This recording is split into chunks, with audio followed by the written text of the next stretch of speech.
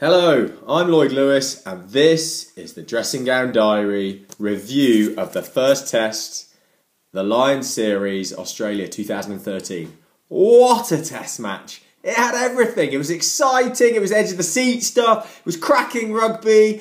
Oh, heart rates were up, didn't know what was going to happen. All this talk about Australia not being ready for the game, all this talk about the Lions and how they were going to play. And unfortunately, one thing that did happen, that did come to pass, was how poor the referee was. That's the first thing I want to talk about. The interpretation of the breakdown, how he interpreted the scrum, it was so angry!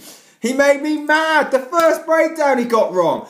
The penalty that Will Genia then tapped, I think he interpreted that incorrectly as well. There were three Australian players diving over the ball. Stephen Moore, you're straight on top, you flopped. Should be a penalty the other way. Was there really an advantage from the other infringement that the Australians made just before?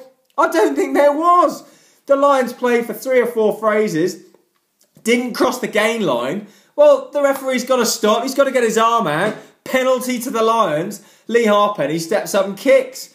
I think if that happens again, you'll see the Lions players, they'll play for a deliberate knock-on. They'll knock the ball down and we'll get the 3 points, game over, build pressure on the scoreboard. So that was a really disappointing aspect of the game. Having watched it again, I'm still not sure what the penalty for the scrum in the last minute was for either. So he seemed to be blowing freely. As ever, a good referee is one that you don't see. I mean, my favourite referee at the moment, by far, is Nigel Owens. He's so far ahead of anyone else. He talks to the players. He lets them know what's going on. Hands off, red 6. Step away, blue 4. They know what's going on. If they go in again, it's a penalty. O'Driscoll feels massively aggrieved with how he played and what went on in the breakdown area. It nullified one of the Lions' big aspects of play, the defensive side. So that was a bit disappointing. I think Gatland, he will be breathing a massive sigh of relief. The last 15 minutes, it could have gone either way. The players lacked belief. You saw their body language, shoulders down. The substitutions, there's been a lot in the press about this week. The substitutions were a big call. Did they get it right? Well, clearly in the scrum, they didn't. We smashed the Australian scrum early on and then gave away a penalty and a turnover in the last 5 minutes with a different front row on. Also, Cole and Vunipola gave away penalties in loose play. Tough calls. I think the big thing that I noticed is the question of whether the Aussies were battle hardened. It's all very well playing and training behind closed doors, but clearly there's a question. The number of injuries they had, were these players battle hardened when they came into a test match? This was a test match of massive intensity. You had 50,000 people screaming their heads off. Basically, probably a 50-50 crowd with home and Lions. So that's a big question, but I'm not sure the number of knocks that the Aussies got, whether they could really say that they were ready for an intense test match.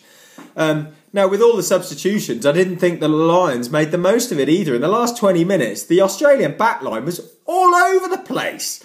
They had centres who were actually not centres at all, unlike Tom Youngs, who plays now at a hooker. We had flankers in the centre. Now, the Lions exposed that link in Hooper expertly for Cuthbert's try.